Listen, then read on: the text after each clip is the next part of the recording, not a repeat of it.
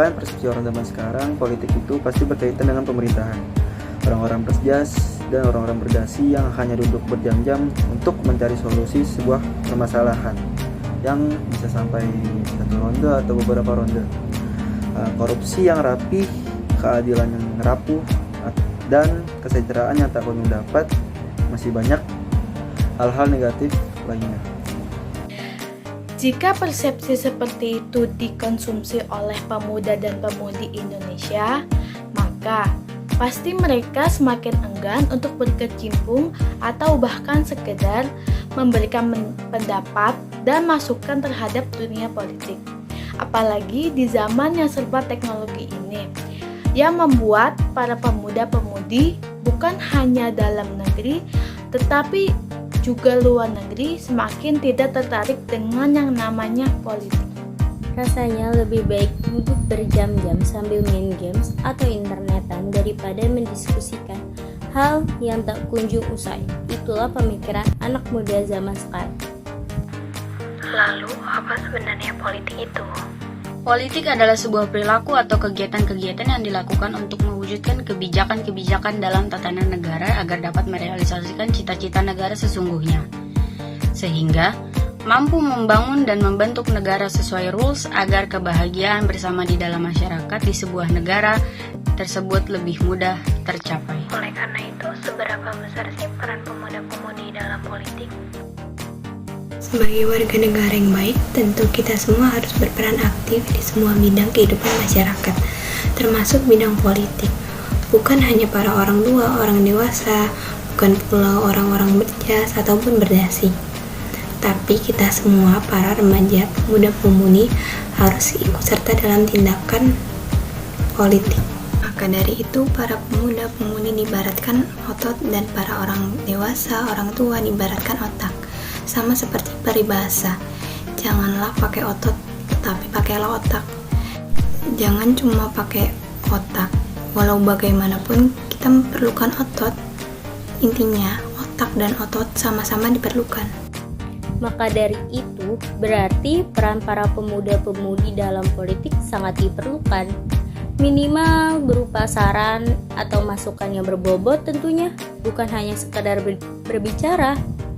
Tapi lebih baik kita langsung terjun di area politiknya sendiri, tambah pengalaman, tambah ilmu, tambah eksis tentunya, kenapa tidak? Pada zaman sekarang, bukan hanya artis yang selalu jadi sorotan publik, tetapi para tokoh politik pun sekarang sudah seperti artis terkenal.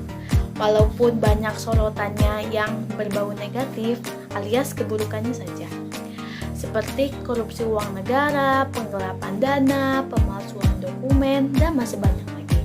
Itu hanya beberapa contoh saja.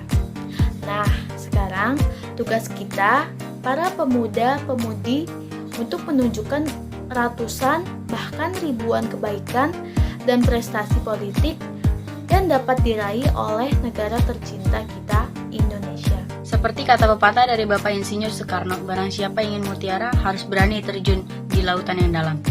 Jika kita ingin keberhasilan politik terwujud, maka kita harus masuk ke dalam politik itu sendiri. Bagaimana kita mengelola dan merubah politik ke arah yang lebih baik jika kita sendiri enggan masuk ke dalamnya? Lalu bagaimana sih cara meningkatkan kesadaran dan partisipasi para pemuda-pemudi dalam kegiatan politik? Dalam keadaan tertentu, kesadaran dan kemauan seseorang tidak bisa dipaksakan. Bukan berarti tidak bisa dilakukannya perubahan, tetapi kita hanya bisa berusaha, tetapi tidak bisa menetapkan.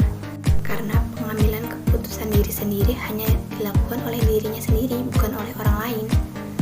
Karena itu, jangan harapkan perubahan akan datang jika diri sendiri belum memulai.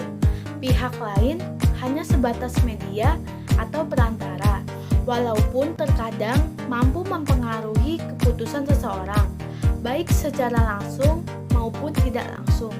Terdapat beberapa cara untuk membantu meningkatkan kesadaran serta partisipasi para pemuda-pemudi. Antara lain, pertama, dengan melakukan himbauan yang merata pada seluruh masyarakat, khususnya para pemuda-pemudi tentang politik, kemaslah semenarik mungkin. kedua, biasakanlah untuk membuat pemuda-pemudi berperan aktif terhadap politik.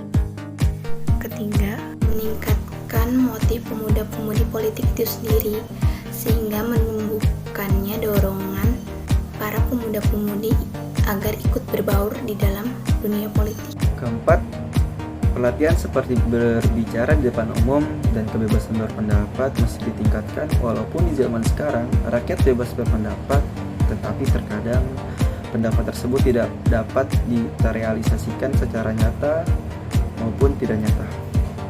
Kelima, para senior tokoh politik seharusnya memberikan contoh yang sesuai.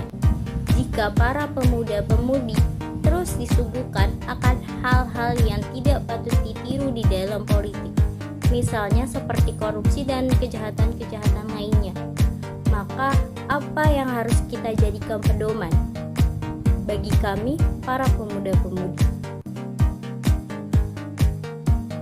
Mari ikut pemilu 14 Februari 2024. Jangan sampai golput. Sukseskan pemilu 2024.